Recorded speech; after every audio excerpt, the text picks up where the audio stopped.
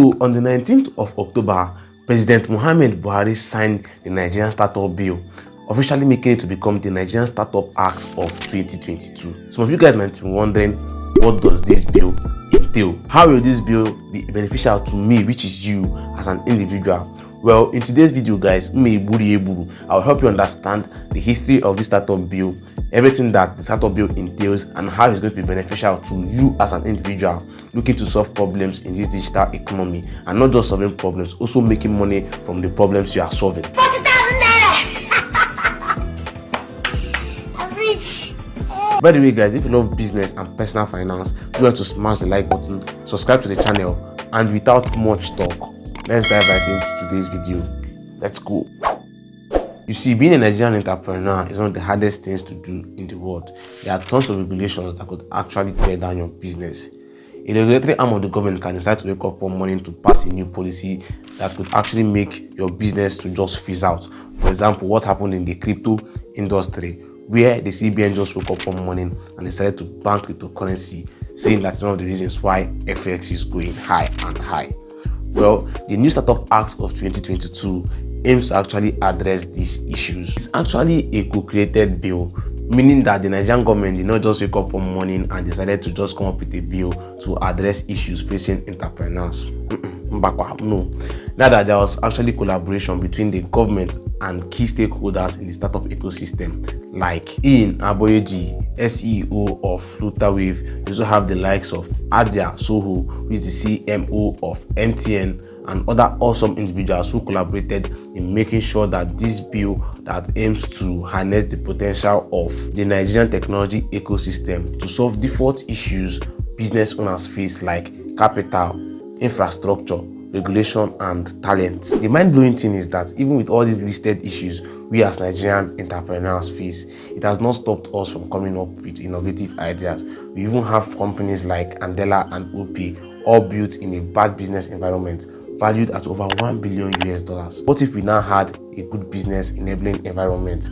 You know the number of billion-dollar companies that could be built that would be beneficial to the Nigerian economy. Well, this is what the Nigerian government realized. So they had to come up with this startup bill so it could aid in creating an enabling business environment. And to state how important this startup bill means to the Nigerian government, President Muhamad Buhari went on to talk about it in his New Year speech. There are the resource, their ingenuity, creativity, innovation, and entrepreneurial spirit is evident to all.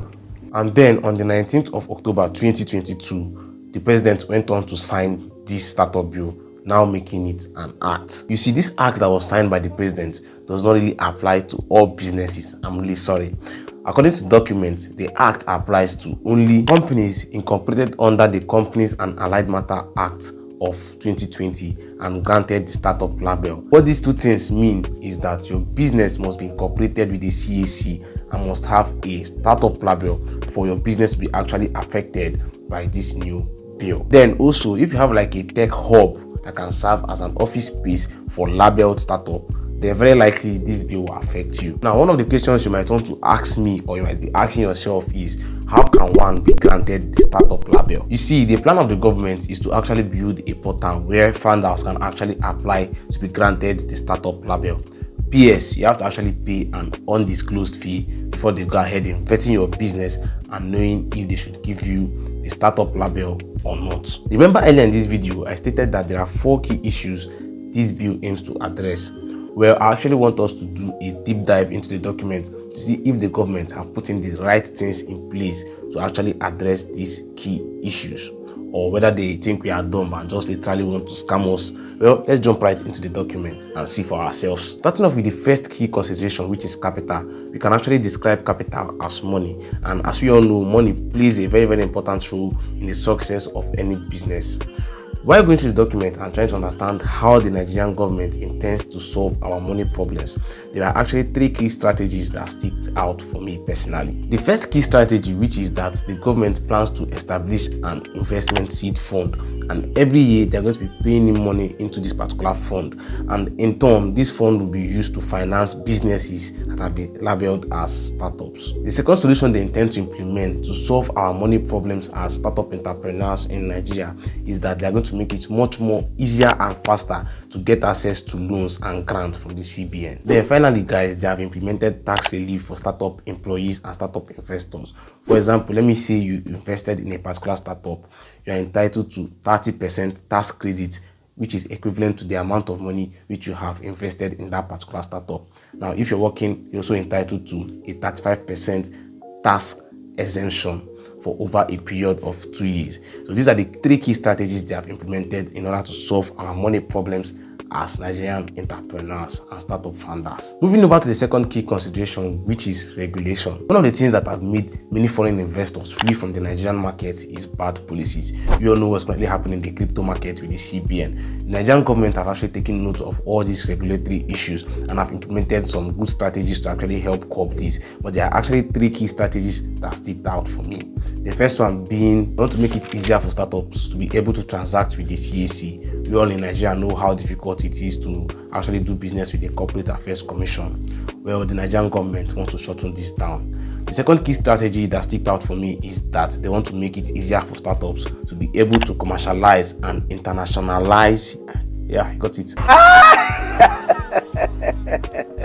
Their IP, which is, your intellectual property. Also, if you're into fintech, I have good news for you. They want to make it much more easier for fintech startups to be able to get license easier and faster from the CBN. There are other good policies they are actually looking to implement that I really do like. For example, the one that involves making it much more easier for fintechs to be able to showcase their business ideas to the CBN that I really do like. So I encourage you to actually check out this section of the document if you're really much more interested in the regulation aspect of the act. Moving over to the third key consideration, which is infrastructure. Personally, I loved what I saw when I was going through this particular section of the document. The government plans to come up with a framework that will foster the development of clusters, hubs, and innovation parks. Why I actually do love this particular part of the document is that for development and growth to truly happen in the African economy, there is need for collaboration, and hubs and innovation parks, I really do believe, will aid in this collaboration between African entrepreneurs. Finally, this startup bill wants to address the issue of talent. Currently in Nigeria, we all know what is happening. There is brain drainage and everybody wants to osondo, which is to japa.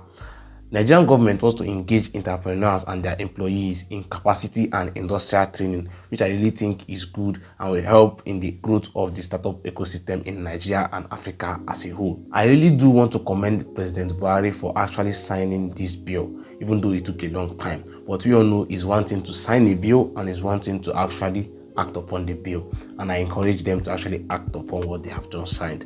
By the way guys, if you enjoyed this video, I have another video where I break down how Kuda lost over 6 billion naira, and I really do believe you enjoyed that video. Click on the end screen to go watch that particular video. If you love business and finance, don't forget to smash the like button, subscribe to the channel, and without much talk, see you on the next one. Deal.